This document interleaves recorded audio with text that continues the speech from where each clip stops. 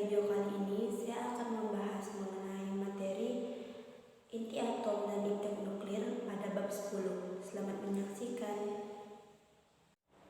Yang pertama, karakteristik inti atom. 1. Tersusun dari partikel proton dan neutron. 2. Bermuatan positif akibat adanya proton. 3. Menyusun hampir semua massa pada atom. 4. Menyusun hanya sebagian kecil volume ruang pada atom. 5. Dikelilingi oleh kulit atom yang berisi elektron. 6. Pada unsur radioaktif, inti atomnya tidak stabil dan dapat meluruh menghasilkan atom unsur lain. Semua inti atom pada dasarnya tersusun atas satu proton, yaitu partikel bermuatan positif dengan massa satu satuan massa atom. 2. Neutron, yaitu partikel tak bermuatan atau netral dengan massa satu satuan massa atom. Jadi, massa suatu atom terkonsentrasi pada inti atom. Dalam inti atom terdapat beberapa unsur, diantaranya 1. Isotop, yaitu inti-inti yang memiliki nomor atom sama. 2. Isoton, yaitu inti-inti yang memiliki jumlah neutron sama. 3. Isobar, yaitu inti-inti yang memiliki nomor massa sama. Sedangkan inti atom juga memiliki massa. Massa inti atom selalu lebih kecil dari jumlah massa nukleon penyusunnya. Selanjutnya, gaya dan kestabilan inti. Tidak setiap gabungan proton dan neutron membentuk inti atom stabil. Stabilitas inti atom ditentukan oleh perbandingan antara jumlah proton dan neutron. Gaya dan kestabilan inti dibedakan menjadi dua, yaitu inti ringan dan inti berat. Selanjutnya, energi ikat inti. Massa total inti atom ternyata lebih kecil daripada massa partikel penyusunnya. Hal ini menunjukkan bahwa pada pembentukan inti ada sejumlah massa proton dan neutron yang hilang. Massa yang hilang berubah menjadi energi yang mengikat proton dan neutron menjadi inti atom. Energi ini disebut energi ikat inti. Reaksi inti. Reaksi inti merupakan reaksi yang terjadi jika suatu inti atom induk ditembak dengan partikel yang berenergi dan menghasilkan inti baru atau inti anak disertai pelepasan sejumlah energi. Reaksi inti menghasilkan energi yang sangat besar.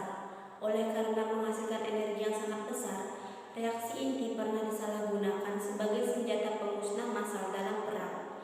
Peristiwa bom atom di kota Hiroshima dan Nagasaki, Jepang, menunjukkan dahsyatnya dampak penyalahgunaan ilmu pengetahuan.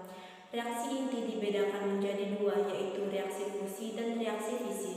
Reaksi fusi adalah reaksi penggabungan beberapa inti ringan menjadi inti yang lebih berat, yang disertai pemancaran energi. Energi fusi merupakan reaksi yang terjadi pada bintang atau matahari dan bom hidrogen. Sedangkan reaksi fisi adalah reaksi pembelahan inti atom berat menjadi inti atom baru yang lebih ringan dan disertai dengan pelepasan energi. Reaksi fisi yang terjadi secara berurutan disebut juga reaksi berantai sehingga menghasilkan energi besar. Selanjutnya, spektrum atom hidrogen. Spektrum atom hidrogen berbentuk garis yang khas. Pada tahun 1885,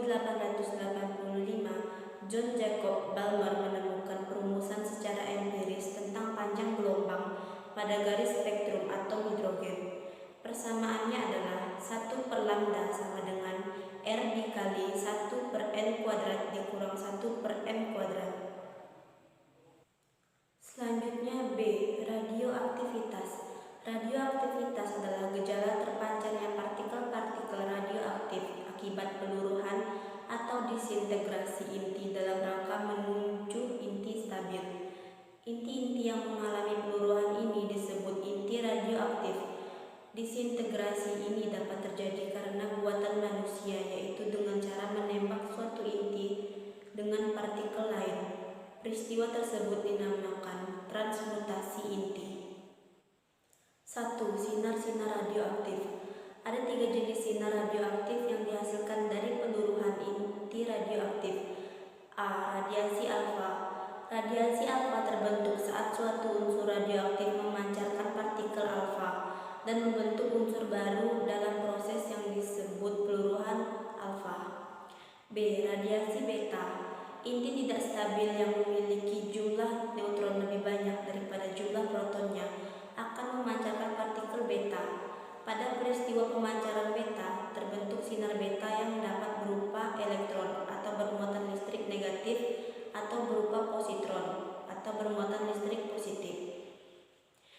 C. Radiasi gamma. Sinar gamma merupakan radiasi gelombang elektromagnetik yang dipancarkan oleh inti atom tereksitasi. Inti yang memancarkan sinar gamma memiliki nomor massa dan nomor tetap. 2. Interaksi sinar radioaktif dengan bahan dibedakan menjadi dua, yaitu A. Serapan atau pelemahan, B. Ketebalan paruh atau half thickness atau HVL. 3. Peluruhan radioaktif. Peluruhan atau disintegration atau rarasan merupakan perubahan spontan dari satu nuklida induk menjadi satu nuklida anak yang mungkin bersifat radioaktif atau tidak dengan memancarkan satu atau lebih partikel atau foton. A. Aktivitas radioaktif.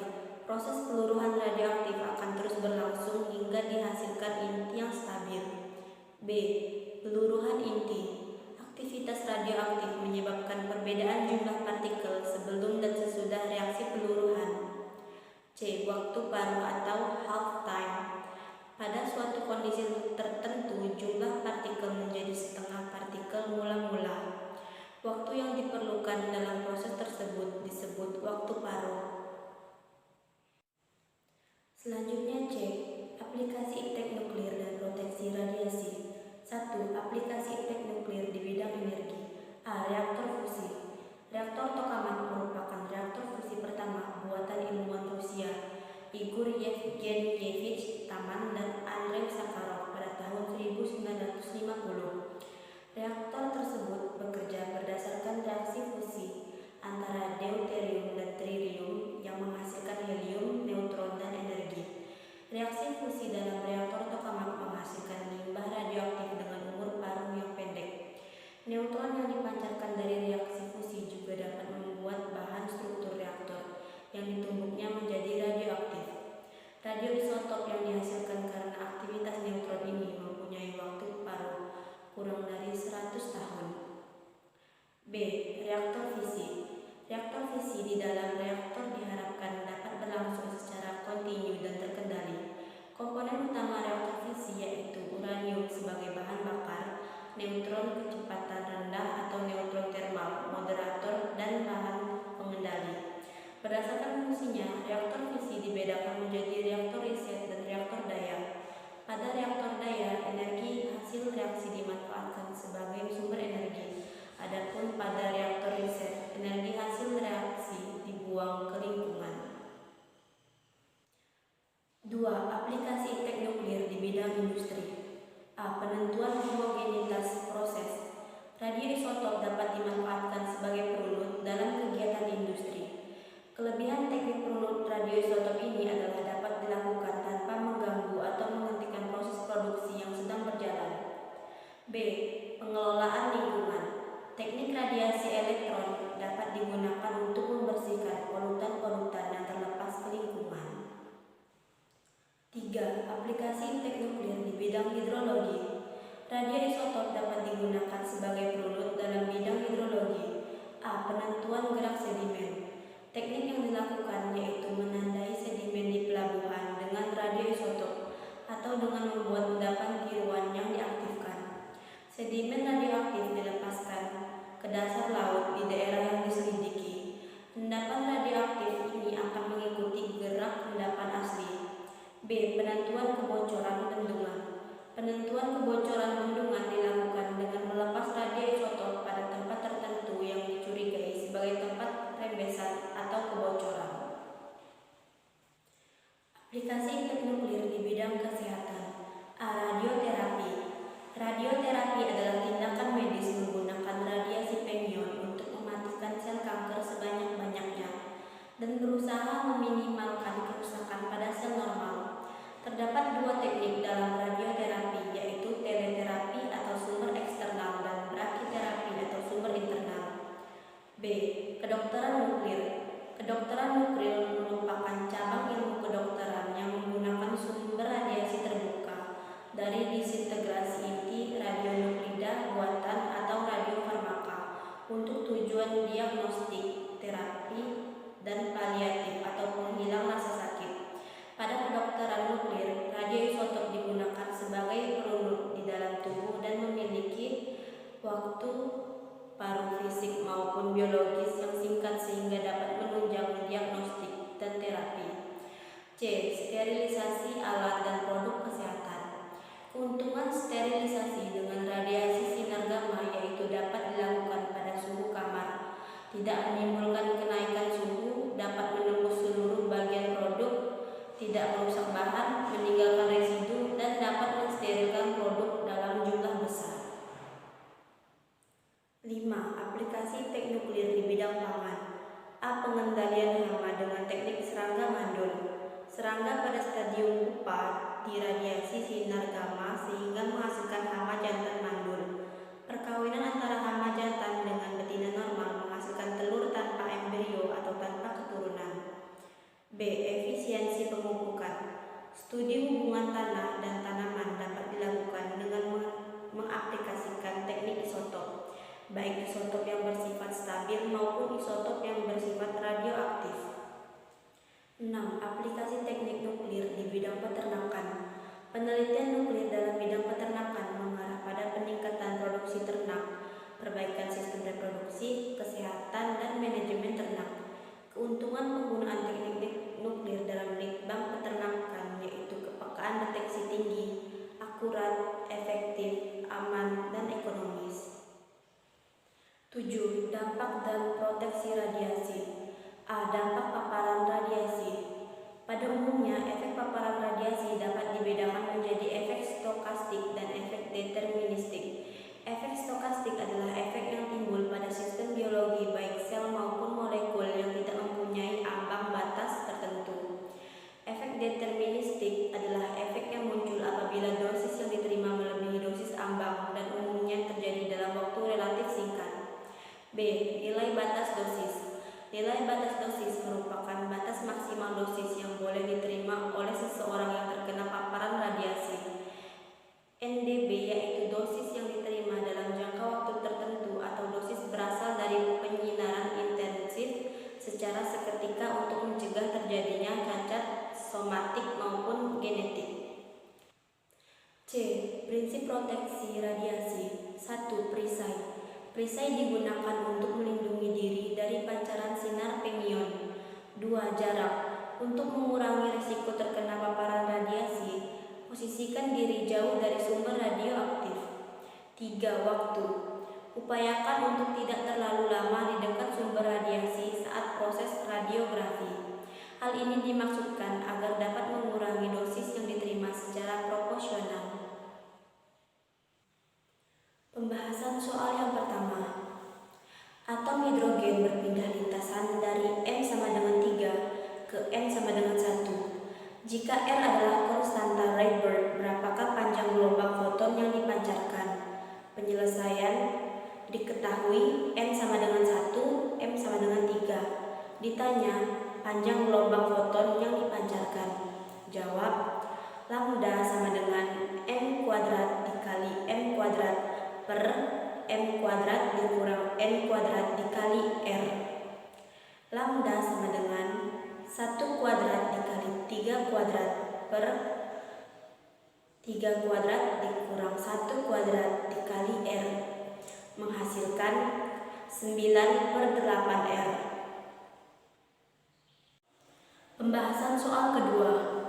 Sumber radioaktif zat X dengan intensitas I awal diberi penghalang setebal 6 cm. Jika tebal paruh bahan 0,02 meter, besar intensitas radioaktif yang dihasilkan adalah. Penyelesaian. X sama dengan 6 cm diubah menjadi meter menjadi 0,06 meter. X 1/2 sama dengan 0,02 meter. Ditanya I. Jawab, I sama dengan I0 dikali 1/2 pangkat X per X 1/2. I sama dengan I0 dikali 1/2 pangkat 0,06 per 0,02 sama dengan I0 dikali 1/2 pangkat 3 menjadi I0 sama I0 dikali 1/8 menghasilkan 0,125 I awal. Pembahasan soal ketiga. Salah satu radioisotop yang digunakan di bidang kedokteran nuklir adalah A. Karbon 14, B. Kobalt 60, C. Rubidium 86, D. Teknisium 99, E. Uranium 239. Penjelasan. Nama-nama radioisotop yang digunakan di bidang kedokteran nuklir antara lain: 1. Fluorine 18, 2. Gallium 67, 3. Teknisium 99, 4. Indisium 111, 5. Yodium 125, 6. Yodium 131, 7. Gallium 201. Jawabannya adalah D. Teknisium 99. Sekian penjelasan dari saya. Semoga bermanfaat bagi kita semua. Mohon maaf bila ada kesalahan kata ataupun perbuatan. Wassalamualaikum warahmatullahi wabarakatuh.